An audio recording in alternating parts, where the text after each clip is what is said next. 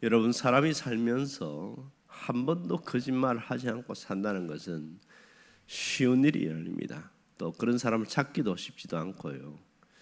그런데 어떤 말은 거짓말이라고 하고 또 어떤 것은 거짓말이 아니라고 하는 때가 있습니다. 예를 들어서 기상청에서 비가 올 것이라고 예보했는데 날씨가 그날은 화창하고 맑았을 때 그 예보관을 향하여 거짓말했다고 말하지 않습니다. 하지만 정치인들이 자기가 면책 회피를 위해서 하는 그 말은 명백한 거짓말이다, 이렇게 비난을 합니다. 또한 장사꾼이 자기의 이윤을 남기기 위해서 가격을 조금 올려서 얘기하는 것은 거짓말이라고 말하지 않습니다. 하지만 그 물건을 산 사람이 하나에 1,000원 주고 샀는데 1,500원 주고 샀다고 이야기하는 것은 명백한 거짓말이라고 합니다. 거짓말에다 보면 사람들이 색깔을 입혀서 말하는 경우가 있습니다. 선의의 거짓말을 하얀 거짓말, 이렇게 표현합니다. 그리고 어떤 의도를 갖고 하는 거짓말을 빨간 거짓말, 이렇게 표현합니다. 그러니까 분명히 진실이 아닌데 뻔히 들통날 것임에도 불구하고 나쁜 의도를 갖고 하는 말을 새빨간 거짓말, 이렇게 표현합니다. 성경의 인물들 중에서도 보면 거짓말하는 사람들이 여실히 드러나고 있는데요. 그 중에 야곱이 보면 자신이 아버지의 축복을 받기 위해서 하는 말은 명백한 거짓말이었습니다. 아버지의 축복을 거짓말을 통해서 받아냅니다. 그것도 몇 번씩이나 묻지요. 처음에는 네가 애서냐 이렇게 묻고, 야 그런데 너희 손이 보니까 털이 하나도 없다, 계속 묻습니다. 얼마나 찔렸을까요? 결국은 거짓말해서 축복을 받아냈지만 그의 삶은 평탄하지 않았습니다. 거짓말의 대가는 생각보다 가혹했지요. 또 다른 사람, 다시 말해서 외삼촌을 통해서 자기도 당하게 되어집니다.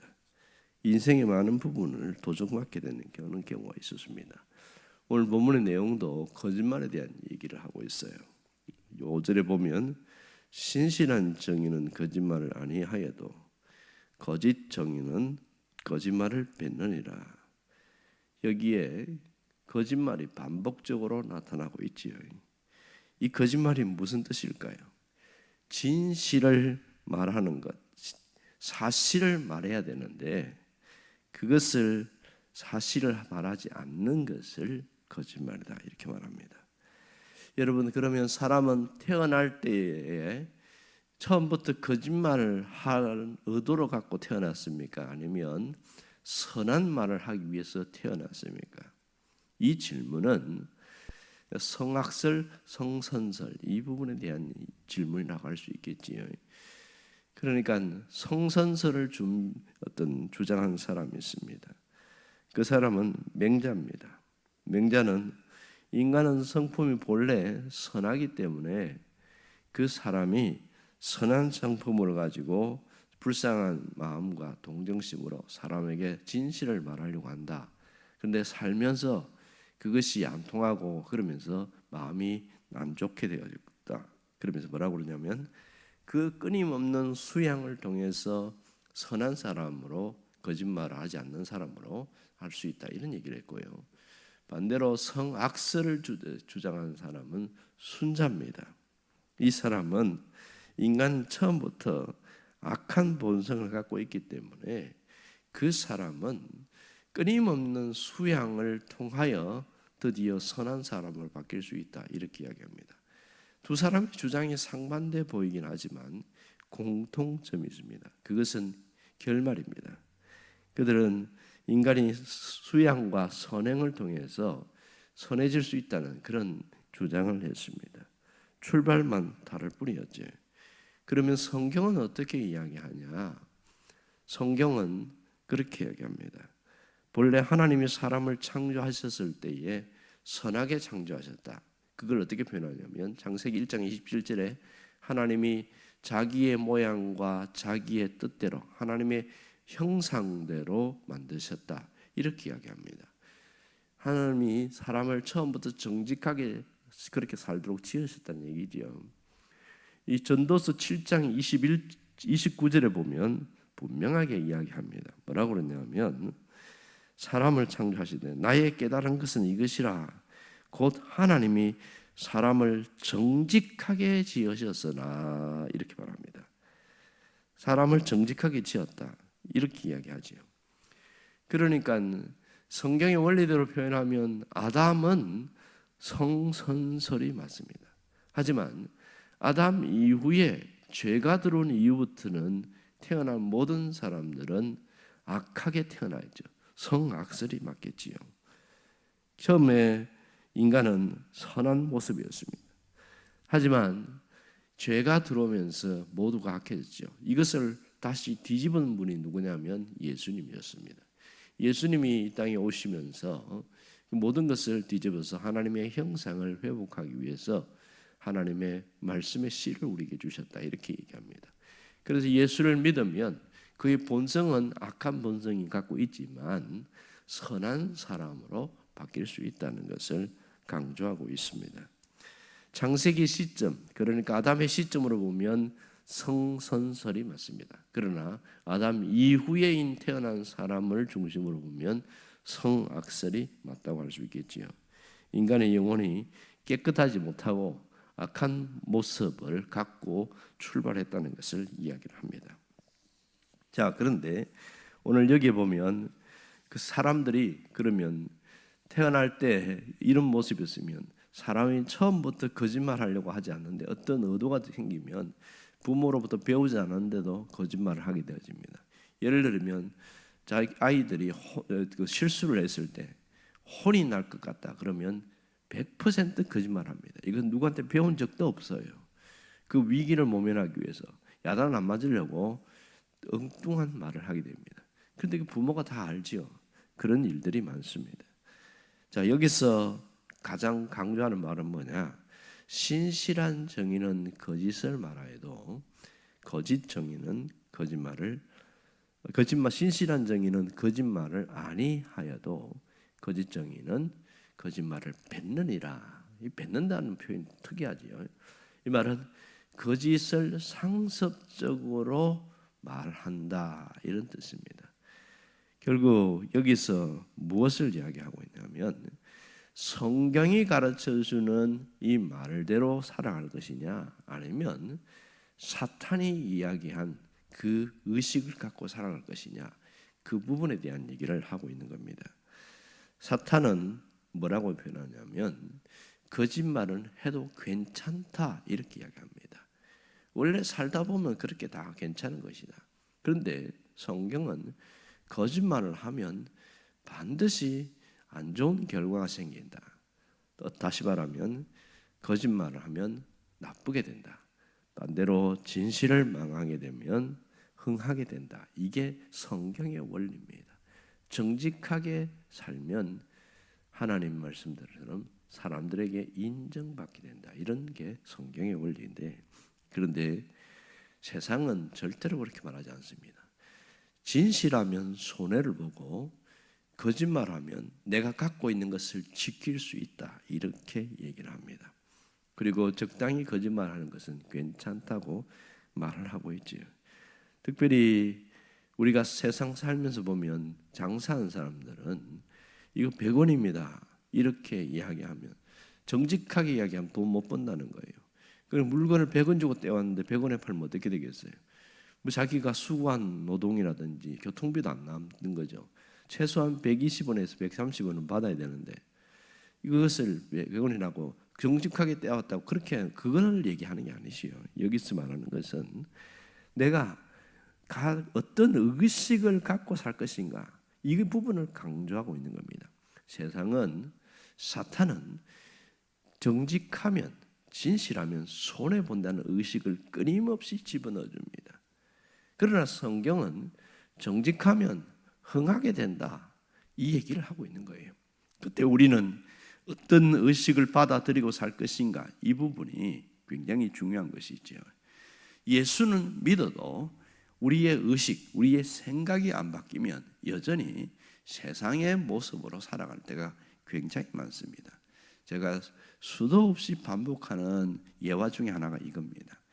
이 아이가 원래 고아원에서 자랐는데 어떤 부부가 자기 자식이 없어서 이 아이를 입양했어요. 돈이 있고 경제적으로 여유가 있는 사람이. 그 고아원에 지금은 안 그렇지만 옛날에는 생존의 부분이었습니다. 먹는 것은 자기가 죽고 사는 문제였기 때문에 그걸 위해서 목숨을 겁니다. 그런데 고아원에서 입양됐으면 그런 부분이 문제가 없거든요. 그런데 이 아이가 고아원 의식을 갖고 살아가면 그 입양된 부모로부터 근심을 갖게 만드는 겁니다. 왜냐하면 그리 살 필요가 없잖아요. 그런데도 그 먹을 거 있으면 갖다가 어디다가 자꾸 숨겨놔요. 나중에는 하도 숨겨놔서 어디에 자기들이 숨겨놨는지도 모르는 겁니다. 이 안타까운 의식을 우리 보면 얘 정신이 없다, 아직도 정신을 못 차린다 이렇게 생각합니다. 그런데 기독교인 중에서 꼭 그렇게 살아가는 사람이 있습니다. 우리는 하나님의 자녀가 되었고 신분이 바뀌었는데도 불구하고 자녀가 되기 이전의 모습, 그런 모습으로 의식을 갖고 살아가는 그런 사람이 있습니다. 오늘 본문이 바로 그런 겁니다. 정직하면 망한다, 정직하면 손해본다, 거짓말은 해도 괜찮다, 이런 것이 바로 고아원 의식입니다. 그러나 성경은 진실해야 된다, 정직해야 된다, 이걸 강조를 하고 있는 것이죠. 여러분, 그리스도인은 어떤 자냐? 신분이 바뀐 자입니다. 신분이 바뀌었다는 것은 하나님의 형상으로 회복되어 가는 자인데, 그 중에 형상의 한 부분이 뭐냐면 정직이고 진실입니다. 그래서 그리스도인 하면 정직한 사람 이렇게 인정하는 겁니다. 정직하지 않기 때문에 손해를 보고 어려움을 당하게 되어질 때가 많습니다. 우리가 늘 기도할 때 이런 기도가 필요합니다. 하나님, 제가 거짓말을 해야 되는 상황과 직면하지 않게 해주시고, 또 제가 거짓말할 수밖에 없는 그 자리, 그 속에 들어가지 않게 해주세요. 피할 수 있게 해주세요. 그런 기도가 필요합니다. 사실 이런 기도하는 사람들은 많지는 않습니다. 꼭 상황에 맞도록 하는 것을 세상은 처세술이라고 말하지만 성경은 그건 처세술이 아니고 망하는 길이다, 그렇게 얘기를 하고 있습니다. 보면 진실하게 말하면서 사는 것은 정말 쉽지 않습니다. 하지만 진실하게 살아가려고 하는 사람, 그런 말을 하는 사람은 세상도 인정을 해줍니다. 어떤 분이 어떤 문제가 있었을 때 경찰서에 가서 조서를 받게 되어집니다. 그러면 희한한 일이 있어요. 1차 신문, 2차 신문, 3차 신문 하는데 꼭 같은 질문을 한다는 겁니다. 왜 자꾸 반복하세요? 필요해서 합니다. 계속 반복적으로 질문한다는 거예요. 그래서 이 형사들이 왜 그렇게 질문하냐? 이 사람이 하는 말이 진실인지 거짓말인지를 찾아내기 위해서라고 그렇게 말합니다. 진실한 사람은 조서를 10번 받을 때 여전히 똑같은 말을 합니다. 변한 게 없어요. 그런데 거짓말하는 사람은 살짝 바뀌어요. 계속 바뀌는 거예요. 그런 일이 우리 지금 현실에도 나타나고 있죠. 대장동 사건의 이화영 씨 같은 경우에 보면 자신이 검찰의 조사를 받으면서 회를 먹고 술을 먹었다 이렇게 이야기를 하는데, 이게 계속 질문하고 또 질문하고 판사 앞에서 재판을 받는데 말이 다 바뀌는 거예요. 나중에는 회를 먹은 게 아니고 회덮밥을 먹은 것으로 결론이 났고 증명이 됐거든요. 술을 먹었다는 술 자체가 없었고, 그리고 장소도 바뀌고 날짜도 바뀌고 계속 바뀌니까 판사가 딱 뭐라고 때리냐면 이건 거짓말이다 하고 꽝 하고 때려가지고 아주 자기가 더 불리해지는 그런 상황에 있습니다. 이 세상도 거짓말하는 사람을 좋아하지는 않습니다. 여러분, 우리가 정말 저 사람은 믿을 만해, 그런 믿음을 줄 수 있어야 합니다. 그 말이 저 사람은 반만 믿어야 돼, 이것은 얼마나 안타까운지 몰라요. 보면 그런 일들이 참 많지요. 이 사람이 진실을 이야기하는데 또 거짓말하고 있네. 이 사람은 얼마나 어떻게 살아왔는지 알겠지요. 그 삶 자체가 모래 위에 자기의 인생을 지은 것 같아서 쉽게 무너지게 된다는 것을 말하고 있습니다.